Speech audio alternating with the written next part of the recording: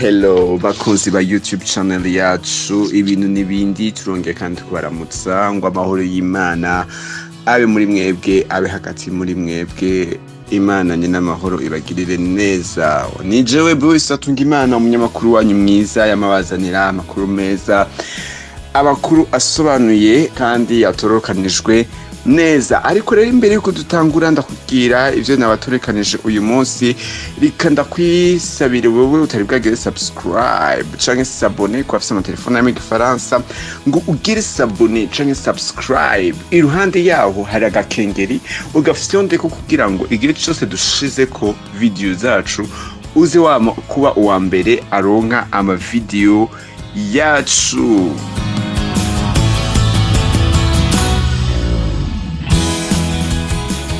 Nuko rero narimejeje kwibabwira amakuru mashasha uyu munsi ndabazaniye, n'amakuru ababaje mugabo mwigumye. Ni benshi mutari muzi ko muri Kongo mumbureho barabayeho nyabwoko. Rero muri iryo nyabwoko ryabaye uyu munsi ndashaka ndakubwire ibintu 10 bibabaje kuruta ibindi vyabereye muri iryo honyabwoko.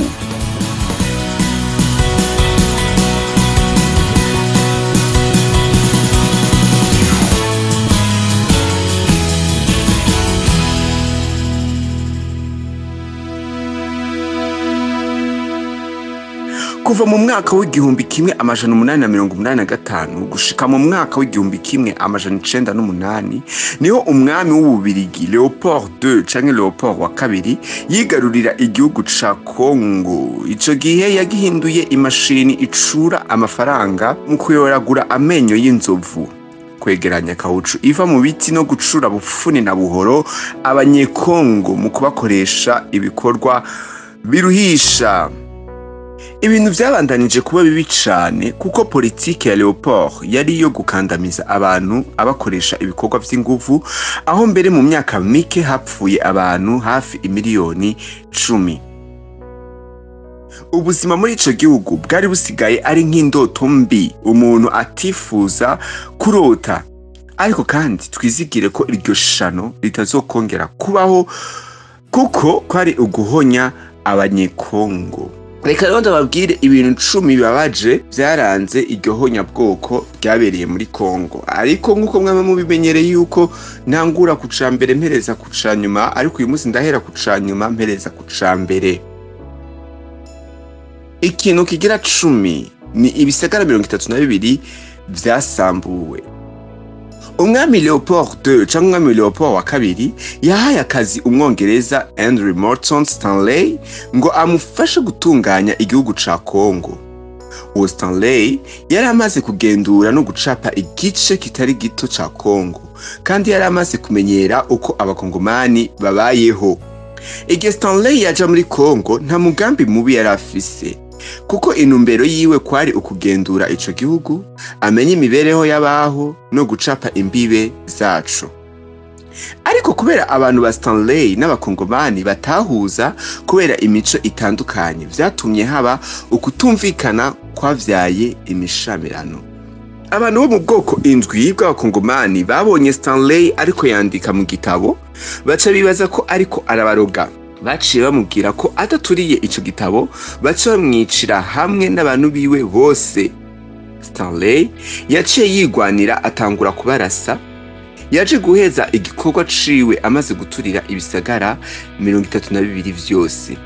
Abantu biwe bari bacitse ibikoko, batangura kunyuruza no gufata ku nguvu abagore b'Abanyafrika no kubicisha inkoni.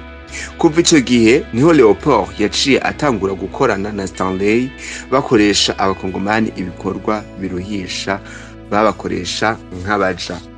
Muravyumva neza rero yuko imishamirano yatanguriye aho abakongomani bari babonye uwo Stanley yariko aracapa muri ico gitabo, batabibwira bo ko ariko arabaroga. Je nibaza yuko muri ico gihe uburozi aribwo bwari bukaze ku buryo nanariga rero babona abantu badasangiye imico, batabibwira ati mbega uyu wewe ariko akora iki gashaka turaba ayandika mu gitabo, niko kuca biyumvira ko ariko arabaroga. Hama mu nyuma Stanley yashatse kwigwanirira, acatangura kubarasa bose. Yagiye guheza ingwano yiwe ibisagara 32 vyose aheje kubiturira. Niko kivyo narimeje kubabwira ko ibisagara 32 vyaturiwe. Urumva vyaturiwe bibaye uko bigenze uko. Ikigira 9, abanyagihugu bose bagizwe abaja. Igihe umwami Leopold wa kabiri cyangwa umwami Leopold II ahawe uburenganzira bwo gutwara igihugu ca Kongo, yatangiye gukora ku bw'inyungu ziwe. Stanley yari yaramubwiye ahantu babika amenyo y'inzovu. Yaciye yigarurira ibice 2 kuri 3 by'amatongo ya Kongo, ayahindura rwiwe kandi yategeka abantu kumukorera. Mu ntango iyo bamuzaniye kaucu yarabahemba, ariko haheze igihe yaciye atangura kubakoresha atabahemba, kuko yababwira ko kumuzanira kaucu ari ikori abantu bategerezwa kumuha kugira baronke uburenganzira bwo kuba muri Kongo. Muravyumva rero neza rwose ko bibabaje, ni ibintu bibabaje rwose gutanga ikori yo kuba mu gihugu cawe kandi uri umwene gihugu. Ni ibintu bibabaje rwose, nukukwaka ubwene gihugu kandi witwa ko umwene gihugu aba mu gihugu ciwe, ugatangira ikori igihugu cawe co kubaho mu gihugu cawe kandi uri umwene gihugu. Urumva ko vyari bibabaje rwose muri ico gihe barabakoresha nabi. Umuntu wese yategerezwa gukorera Leopold imisi 20 ku kwezi. Akwishe iyo misi niho yaronka uburenganzira bwo gukora arondera ibitunga umuryango wiwe. Vyari ibintu bibabaje cane kwitwa umuja kandi ukabaza gutanga ikori kugira ushobore kuba mu gihugu cawe. Ikintu kigira 8 cyaranze gihonyabwoko ni abakozi badakwije imisi yabo y'akazi, nuko baca bicwa. Mu myaka y'igihumbi kimwe amajana 890 umwami Leopold wa kabiri yararonse isoko rinini rya kaucu, ku buryo niyo yarasanzwe yimbura imubana nkeya cane. Ku bakongomani cyari kibaye ikibazo gikomeye cane, kuko igitigiri ca kaucu bategerezwa gusoroma ku munsi carongerekanye ku buryo vyari bigoye kugikwiza. Ntivyaboroheye na gato, kuko udakwije ivyo yategerezwa gukora yarashobora no kwicwa. Abanyafrika baciye bashirwa mu gisirikare ngo bubahirize amategeko y'ababirigi, ariko kuko ababirigi batinya ko abo basoda bashobora kuzoza barakingira ikibaba bene wabo b'abanyafrika canke ibirwanisho bakabikoresha ibindi bintu, baciye bashinga itegeko yuko igihe cose hari umukozi yishwe bazoca bamuca ukuboko bakamuzanira ababirigi. Barahawe n'igitigiri c'amaboko bategerezwa guca ku munsi, ku buryo kubwo gutinya ko nabo bicwa. Vyarashika bagaca amaboko y'abavyeyi babo, barabayeho ubuzima bubi cane rwose. Urumva ko hageze n'igihe baca amaboko y'abavyeyi babo kubera gutinya ko bo kwicwa nabo. Nukuri vyari ibintu bibabaje cane cane rwose. Umunsi umwe umusoda w'umunyafrika yiciye umutama imbere y'umumisiyoneri, aca atangura kwisigura igituma amwishe. Yavuze ati, nduguruye twamugina nubishire ko umutima cane, kuko iyo tudatanze kaucu baca batwica, kandi batwemereye ko nitwatanga amaboko menshi twaciye bazoca batugabaniriza imisi yo gukora. Aha ndamaze gutemagura amaboko menshi kandi ndazi ko vuba nzotaha ndugaye twamugina. Uko niko uwo musoda yamwishuye. Urumva rero ko vyari ibintu bibabaje, biteye ubwoba, biteye n'agahinda.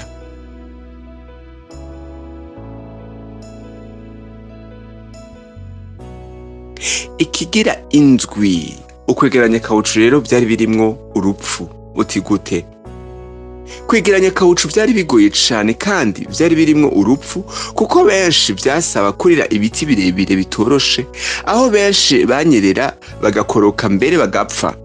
Abantu bagumana ubwoba kandi baguma biteze kwicwa, kuko gukwiza igitigiri ca kaucu basabwa vyari bigoye cane, kuko ibiti bakuramwo iyo kaucu bitaborohera.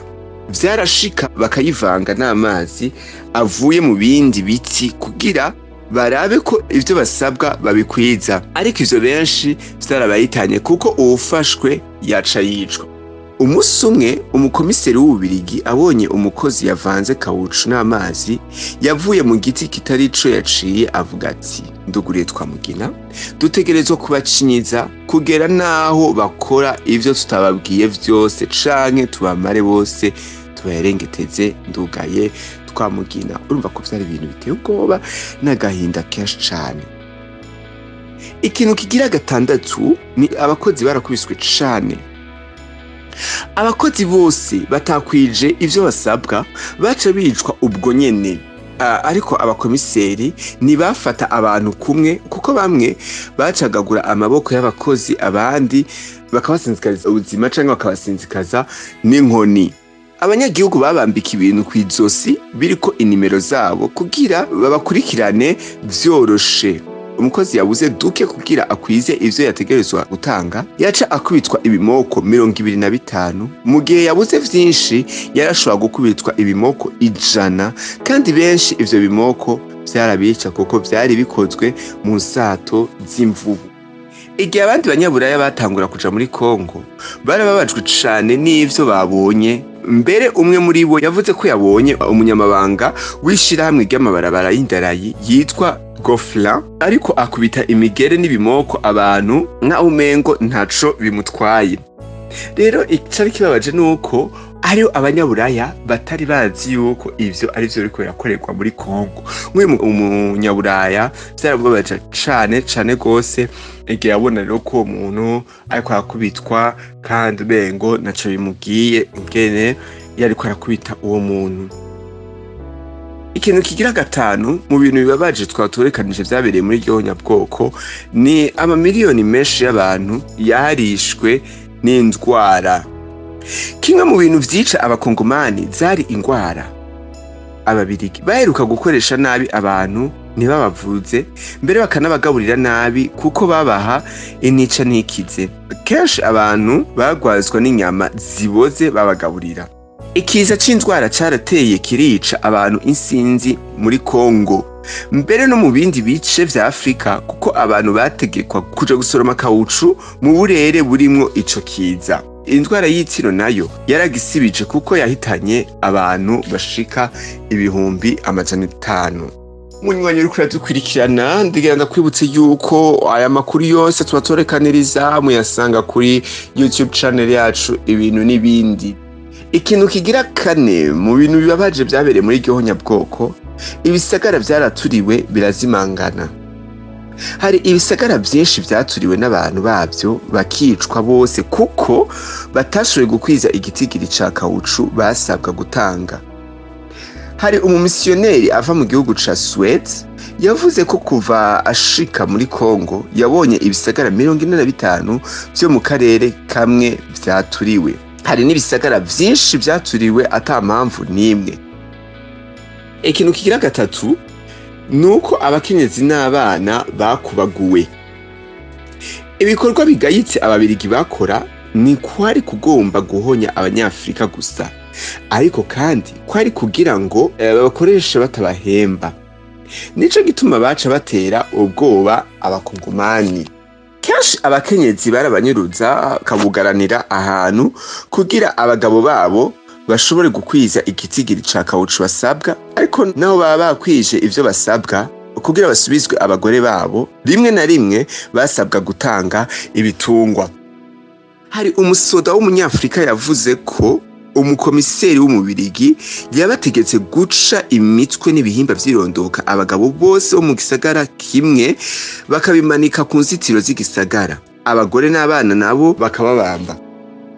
Ikigira kabiri, abakoresha bararya inyama z'abantu. Ico gikorwa kibishe cyo kurya abantu carakozwe hamwe mu gutera ubwoba abantu ngo bagume bubaha amategeko. Ababirigi bari barashize mu gisirikare ubwoko bw'abantu bwitwa Zopozaps kuko bobo bararya abantu. Inyuma y'ubwo bwicanyi, ibinyamakuru vyashikirije ko bamwe mu bantu bishwe bariwe, abandi baratabagurwa bacibwa imitwe. Hari umuntu yitwa Sala yavuze ko umukobwa wiwe yaciwe ukuboko kuko atakwije kawuci yategerezwa gusoroma. Umukoresha wiwe yaramuciye amaguru n'amaboko aca aramwica. N'umugore wa Sala yarishwe n'uwo mukoresha nyene.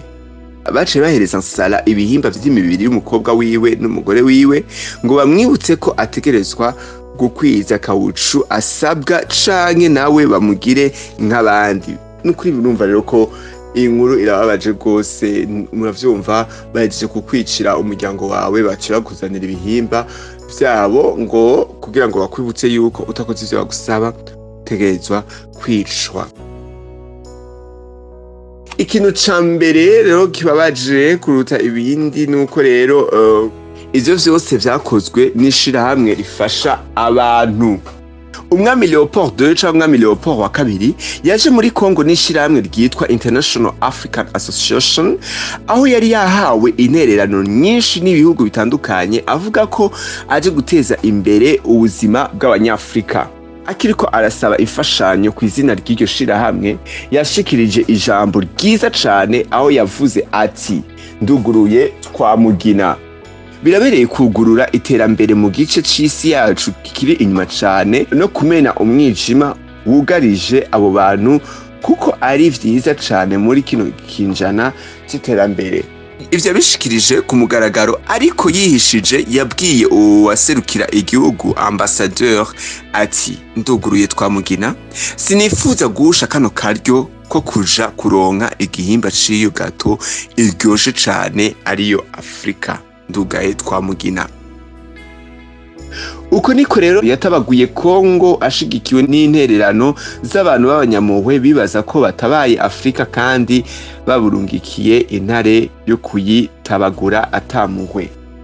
Bakunzi namwe mwese mwako muradukurikirana kuri YouTube channel yacu ibintu n'ibindi, murumva rero neza yuko habayeho nyabwoko ribabaje muri Kongo, kandi ribabaje na gose cane gose. Ariko hamwe n'ivyo vyose nagira ndabibutse yuko aya makuru nitwe yabaturekanije canke nitwe ko turababwira bino kugira ngo mwanke ababirigi. Oya, ico ni gihe carenganye kandi kahise kazokwa bari kahise. Ikinezereje muri vyose nuko hamwe nuko Kongo yaciye muri ivyo bihe, Kongo ubu ari igihugu kimeze neza, cifashe. Murabizi neza igisagara ca Kinshasa ko ari igisagara gisa neza, giteye imbere gose. Ariko nagira ndabibutse yuko twebwe tubabwira kugira ngo mwumve yuko namwe batera intege yuko mushaka kuba muriko muraca mu bihe bitameze neza, ariko ugumane ishaka n'indoto yo gukorera igihugu cawe. Umunsi umwe Imana izobiguha. Reka rero ndabikibanure mwebwe mwese mwashimye kunkurikirana kuva ku ntango kugeza ku iherezo ry'aya makuru yacu. Reka ndabasabira umugisha aho mubaye. Imana ibahezagire, bagirire neza, ibarinde, ibashire kure y'ivy'umwasi Satani abifuriza ko, ariko ibashire hafi y'ivyiza n'ivyifuzo vyayo. Reka ndabikibanure ndababwira ko tuzosubira mu kindi kiganiro kizokurikira ndabazaniye ibintu bishasha. Naho ubutaha rero, Imana nye n'amahoro ibagirire neza. Bye bye.